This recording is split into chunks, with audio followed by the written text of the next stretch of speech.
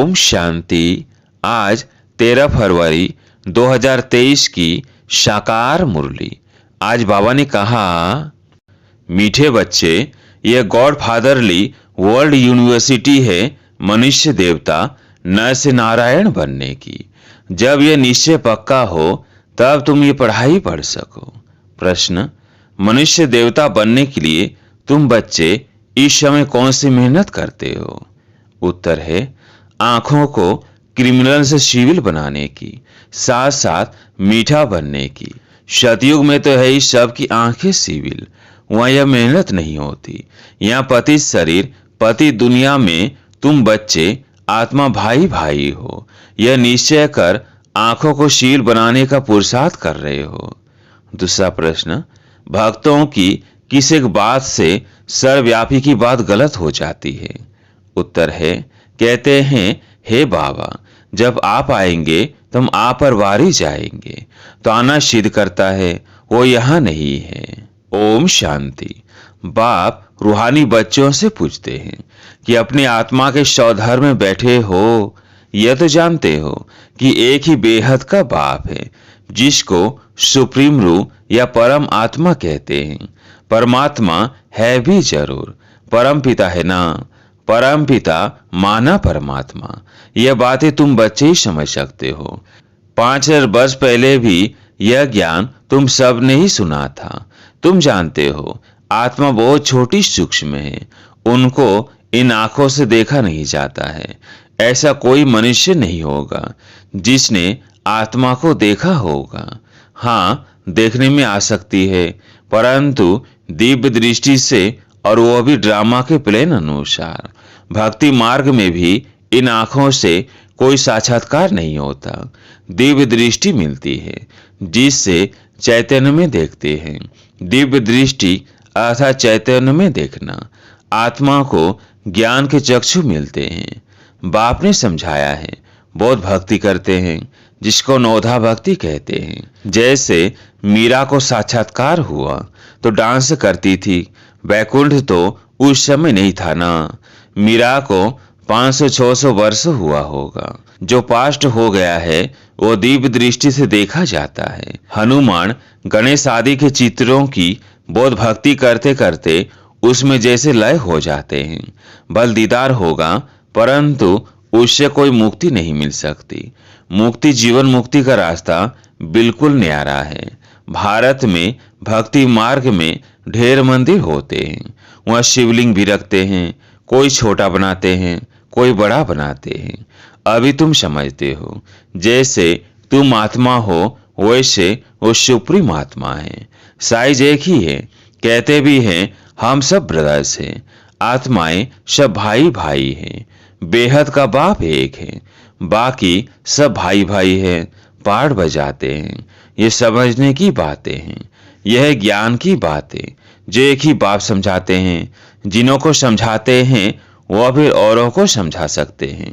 पहले पहले एक ही निराकार बाप समझाते हैं, उनके लिए ही फिर कह देते सर्वव्यापी है, ठीक कर भीतर में है।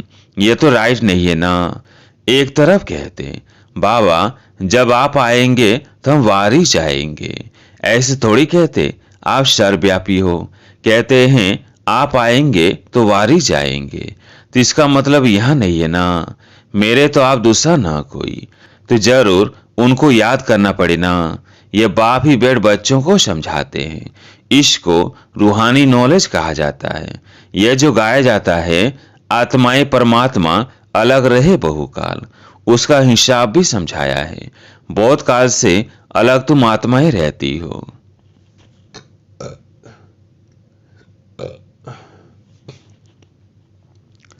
अब बाप के पास आए हो राजयोग सीखने। बाप तो सर्वेंट है। बड़े आदमी जब सही करते हैं तो नीचे लिखते हैं ओबीडिएंट सर्वेंट। बाप सब बच्चों का सर्वेंट है। कहते हैं बच्चे, मैं तुम्हारा सर्वेंट हूँ। तुम कितनी हुज्जत से बुलाते हो कि भगवान आओ, आकर हम पतितों को पावन बनाओ। पावन होते ये पावन दुनिया में, ये समझने की बातें हैं। बाकी तो सब है कनरस। यह god fatherly world university. Aim object क्या है? मनुष्य देवता बनाना। बच्चों को यह निश्चय है कि हमको यह बनना है।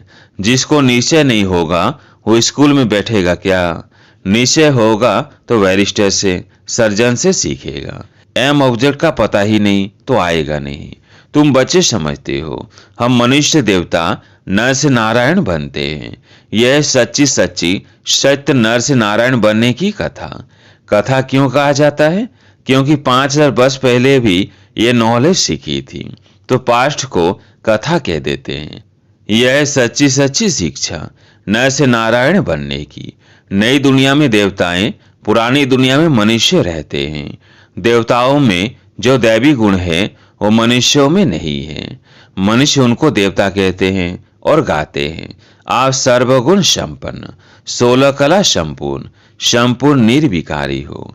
अपने को कहते हैं हम पापी नीच विकारी हैं। देवताएं कब थे? जरूर कहेंगे सतयुग में थे, ऐसे नहीं कहेंगे कलयुग में थे।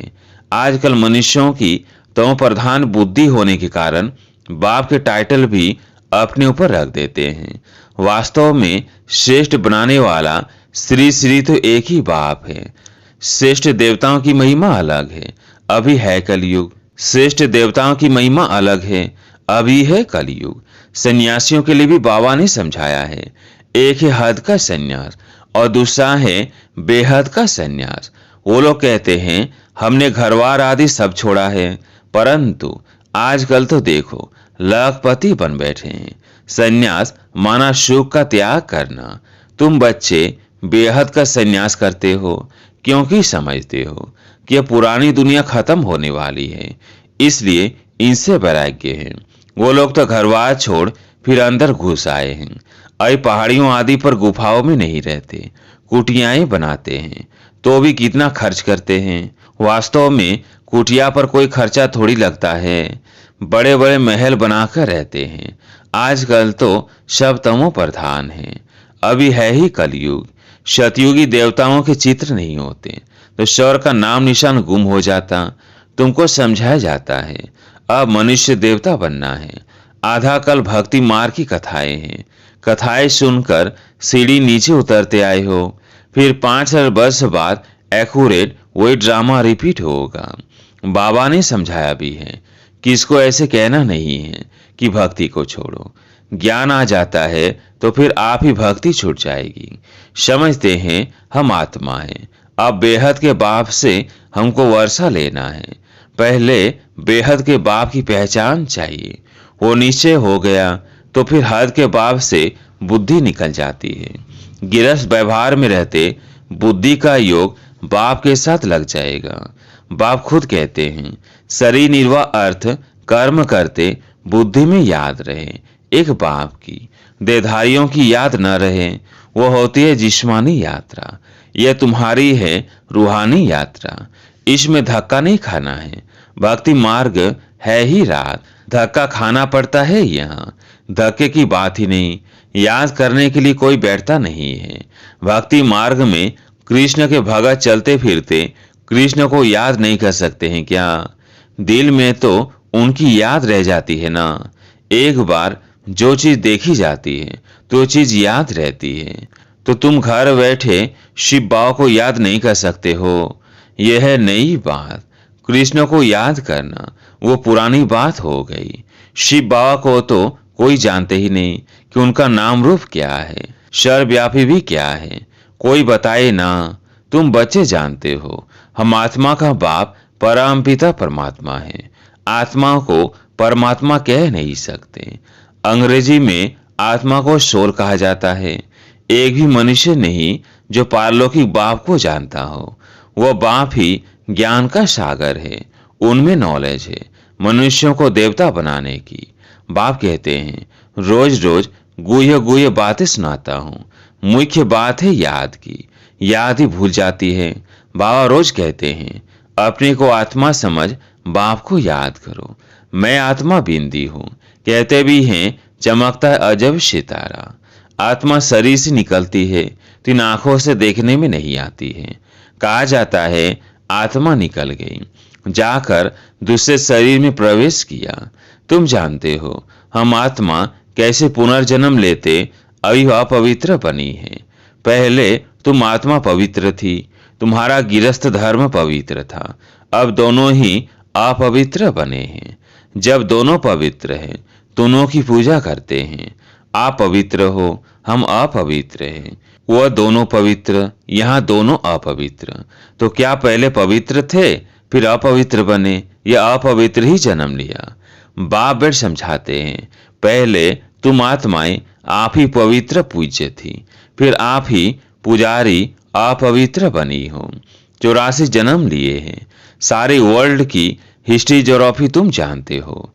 कौन कौन राज्य करते थे, कैसे राज्य मिला, ये हिस्ट्री भी तुम जानते हो, और कोई नहीं जानता। तुम भी अभी जानते हो, आगे नहीं जानते थे। पत्थर बुद्धि थे, रचना और रचना के आदि मध्य अंत की नॉलेज नहीं थी, नास्तिक थे। अब आस्तिक बनने से तुम कितने सुखी बन जाते हो। तुम यहाँ आए ही हो यह देवता बनने के लिए। इस समय बहुत मीठा बनना है। तुम एक बाप की संतान भाई भाई ठहरे ना। क्रिमिनल दृष्टि जा न सके, इस समय मेहनत करनी पड़ती है। आंखें ही सबसे जास्ती क्रिमिनल होती है। आधा कल्प क्रिमिनल रहती है, आधा कल्प सिविल रहती है।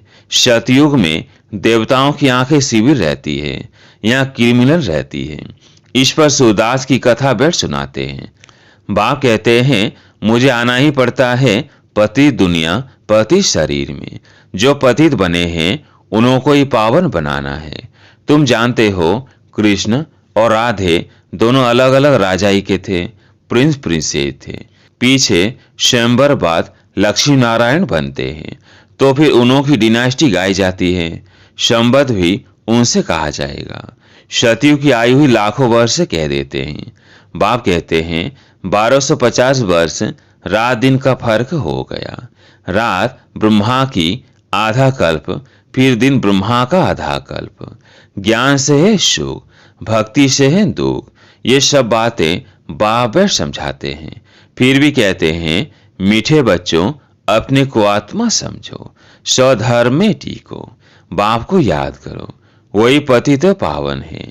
याद करते करते तुम पावन बन जाएंगे। अंत मति सो गति। बाप स्वर का रचयिता है ना, तो याद दिलाते हैं तुम स्वर के मालिक थे, अभी पतित हो, इसलिए वहां जाने लायक नहीं हो, इसलिए पावन बनो। मुझे एक ही बार आना पड़ता है। एक गॉड है, एक ही दुनिया है। मनुष्यों की तो अनेक मतें, अनेक बातें हैं। जितनी जवान उतनी बातें। यहाँ है ही एक मत, अद्वैत मत। झाड़ में देखो कितने मत मतांतर है। झाड़ कितना बड़ा हो गया है। वहाँ एक मत, एक राज्य था। तुम जानते हो हम विश्व के मालिक थे। भारत कितना साहूकार था। वहाँ काले मृत्यु कभी होता नहीं। यहाँ तो देखो बैठे बैठे यह गया, चारों तरफ से मौत है। वहाँ तुम्हारी आयु बड़ी थी, अभी तुम ईश्वर से योग लगाए मनुष्य देवता बन रहे हो, तो तुम ठहरे योगेश्वर, योगेश्वरी, फिर बनेंगे राज राजेश्वरी, और अभी है ज्ञान ज्ञानेश्वरी। फिर राज राजेश्वरी कैसे बने? ईश्वर ने बनाया। अभी तुम जानते हो इन्हों को राज किसने सिखाया? ईश्वर ने। वहाँ उन्हों की 21 पीढ़ी राजाई चलती है। वह तो एक जन्म में दान पुण्य करने से राजा बनते हैं, मर गया तो खलास। अकाले मृत्यु तो सबकी आती रहती है। सतयुग में यह लॉ नहीं। वह ऐसे नहीं कहेंगे कि काल खा गया, एक खाल छोड़ दूसरी ले लेते हैं, जैसे सर्प खाल बदलते हैं। वहां सदैव खुशी ही खुशी रहती है, जरा भी दुख की बात नहीं। तुम सुखधाम का मालिक बनने के लिए अपुरुषार्थ कर रहे हो। अच्छा, मीठे मीठे सिकिल थे बच्चों प्रति माता पिता बाप दादा का याद प्यार और गुड मॉर्निंग। रूहानी बाप की रूहानी बच्चों को नमस्ते। हम रूहानी बच्चों की रूहानी बाप दादा को याद प्यार गुड मॉर्निंग नमस्ते नमस्ते। धारणा के लिए मुख्य सार। पहला पॉइंट, इस पुरानी दुनिया में बेहद का संन्यास करना है। शरीर निर्वाह अर्थ कर्म करते रूहानी यात्रा पर रहना है। दूसरा पॉइंट, पुरुषार्थ कर आंखों को सिविल जरूर बनाना है। एम ऑब्जेक्ट बुद्धि में रख बहुत बहुत मीठा बनना है। आज प्यारे मीठे बाप दादा का वरदान, हर कदम में पद्मों की कमाई जमा करने वाले समझदार ज्ञानी तो आत्मा भव। हर कदम में पद्मों की कमाई जमा करने वाले समझदार ज्ञानी तो आत्मा भव। समझदार ज्ञानी तो आत्मा वो है जो पहले सोचता है फिर करता है। जैसे बड़े आदमी पहले भोजन को चेक कराते हैं फिर खाते हैं, तो ये संकल्प बुद्धि का भोजन है। इसे पहले चेक करो फिर कर्म में लाओ। संकल्प को चेक कर लेने से वाणी और कर्म स्वतः समर्थ हो जाएंगे, और जहां समर्थ है वहां कमाई है। तो समर्थ बन हर कदम अर्थात संकल्प, बोल और कर्म में पद्मों की कमाई जमा करो। यही ज्ञानी तो आत्मा का लक्षण है। स्लोगन है, बाप और सर्व की दुआओं के विमान में उड़ने वाले ही उड़ता योगी है। बाप और सर्व की दुआओं के विमान में उड़ने वाले ही उड़ता योगी है। अच्छा, ओम शांति।